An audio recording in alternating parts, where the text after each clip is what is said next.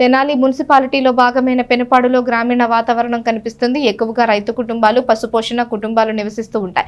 అటువంటి గ్రామీణ వాతావరణం కనిపించే పెనుపాడులో ఇంటి పక్కనే పాకలేసి పశువులను కట్టేసుకుని పశుపోషణ చేసుకునే రైతులు ఎక్కువ మంది ఉంటారు. అయితే అక్కడ వీధి కుక్కల స్వైర విహారానికి పశు పోషకులు, స్థానిక ప్రజలు బెంబేలెత్తిపోతున్నారు.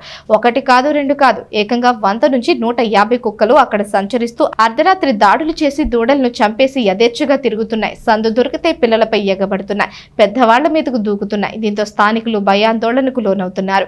మంగళవారం అర్ధరాత్రి మైలా సోములకు చెందిన పెయ్యదూడపై ఎగబడిన వీధి కుక్కల దాటికి కూడా దూడ ఛిద్రమై చనిపోయింది. దాంతో ఆందోళనకు చెందిన సోములు ఆవేదన చెందారు.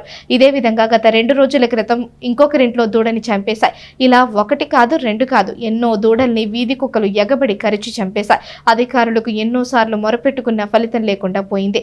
పిల్లలు, పెద్దలు బయటకు వెళ్లాలి అంటే భయపడే పరిస్థితులు అక్కడ నెలకొన్నాయి. పగలంతా అక్కడక్కడ తిరిగి సాయంత్రం అయ్యే సమయానికి చెరువు గట్టుకు చేరుకునే కుక్కలు ఏకదాటిగా దాడులకు పాల్పడుతున్నాయి. ఇలా జరుగుతుందని అధికారులకు తెలియజేసిన ఎవరు పట్టించుకోవడం లేదని స్థానికులు ఆవేదన చెందుతున్నారు. అదేమంటే కుక్కలకు ఇంజెక్షన్ చేసి వదిలిపెడుతున్నామని చెబుతున్నటువంటి అధికారులు రాక్షసత్వంగా, క్రూరత్వంగా దూడలను చంపేస్తుంటే వీధి కుక్కల్ని ఊరకని వదిలిపెడుతున్నారని వాపోయారు.